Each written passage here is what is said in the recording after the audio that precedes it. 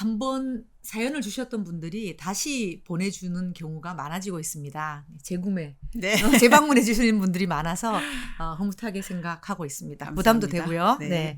저는 여성들만 있는 서비스 직군에 속하는 조직에 근무하고 있습니다. 입사한 지 6개월 정도 되었는데 함께 일하는 동료 때문에 마음이 힘들어서 문의드립니다. 두 번째 주신 분이세요.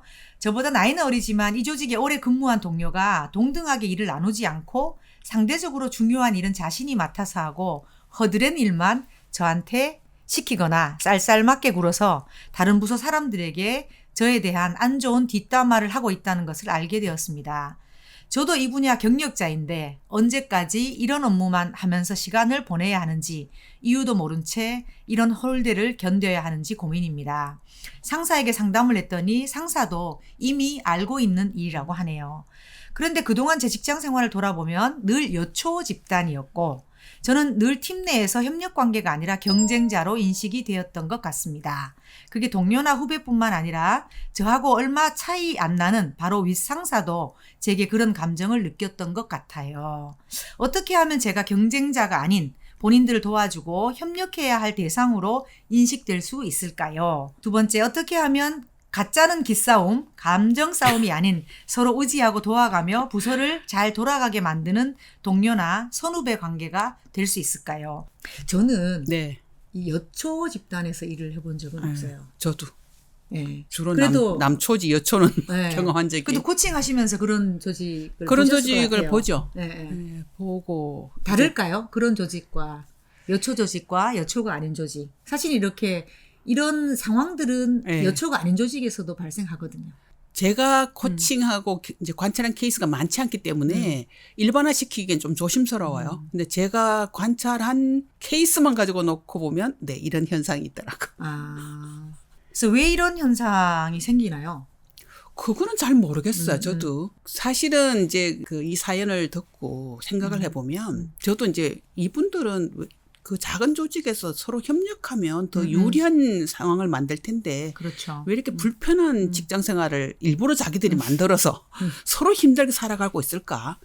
그런 생각을 해보면 대체적으로 이런 조직의 특징이 규모가 좀 작은. 맞아요. 네.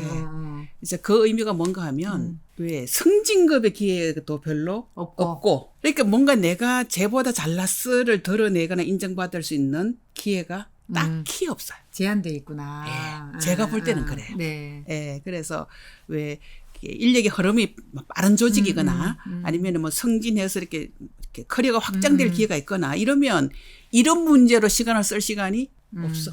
에너지가 굉장히 낭비되는 거니까. 네. 네. 그래서 그런 특징이 있다는 게 하나 이제 관찰되었고요. 그러니까 저는 이 사연을 들으면서 그러면 이 상사, 경영자든 상사든은 그러면 알면서도 왜 이러고 있을까? 짐작해 보세요. 왜 그럴 것 같아요? 기본적으로 좀 이렇게 되면 저는 턴오버가 좀 많아질 것 같고요. 네, 굳이 내가 에너지를 써서 이렇게 하는 게 네. 의미가 있나 이런 생각을 할 것 같아요. 그럴 수도 있을 것 같고 또 한 가지 제가 이제 본 케이스는 두려워해요.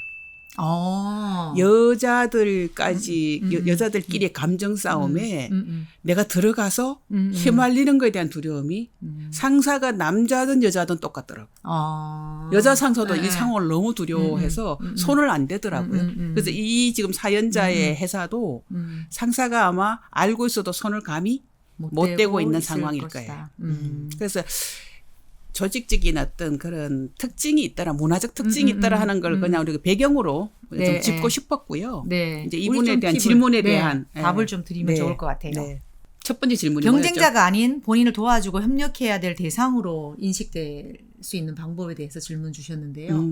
저는 예전에 좀 늦게 세일즈를 시작을 했어요. 네. 미리 동료들은 경력은 비슷하지만 동료들은 세일즈 경험이 좀 많은 경우였었는데 저가 했던 방식은 그분들의 되게 노하우를 인정해 주는 거였거든요. 되게 질문 많이 하고 그다음에 진짜 궁금한 거 질문하고 답해 주시면 고마운 표시하고 되게 기본적인 뭐 그냥 거라고 생각했지만 되게 생뚱맞게 여성이 본인들의 영역에 들어온 거였는데도 굉장히 호의적으로 받아들여졌던 것 같아요.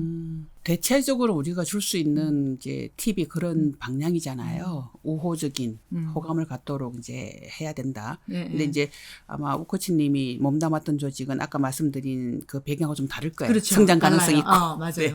조직도 커가고 있고. 하기에 따라서 본인의 맞아요. 실적으로 본인이 보상받을 수 있는 그렇죠. 플랜도 좋고.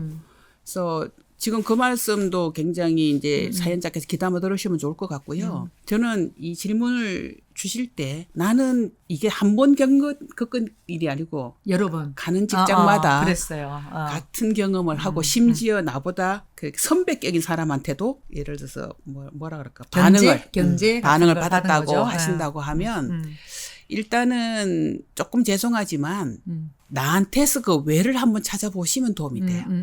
내 의도는 아무도 나쁜 의도가 없었겠지만 왜 반복적으로 나는 이렇게 예를 들어서 취급을 당하지?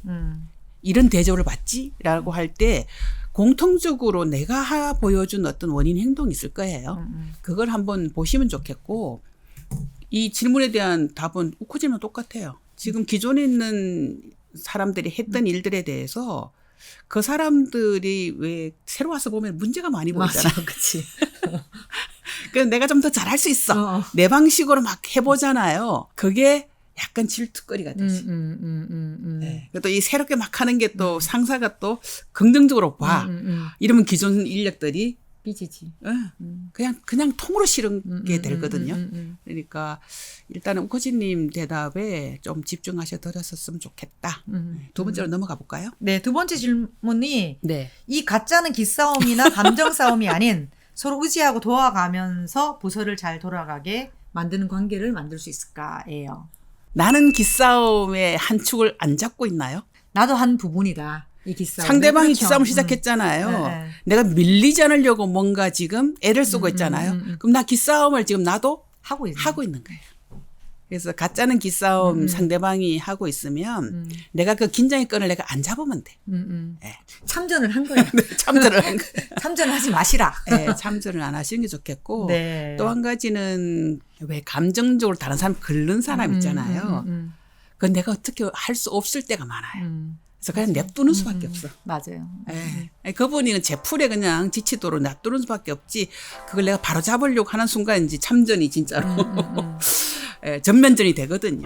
그러니까 하여튼 그 부분을 내가 긴장한 끝을 잡고 있지 않겠다라고 마음먹는 순간 조금 형세가 달라질 겁니다. 셀프 점검을 좀 네. 해봐야 되는 사연이다. 네. 네, 이렇게 짚어주셨습니다. 한번 또 적용을 해보시고 또 고민이 생기면 연락 주시기 바랍니다. 사연 두 번째 주셔서 감사합니다. 감사합니다.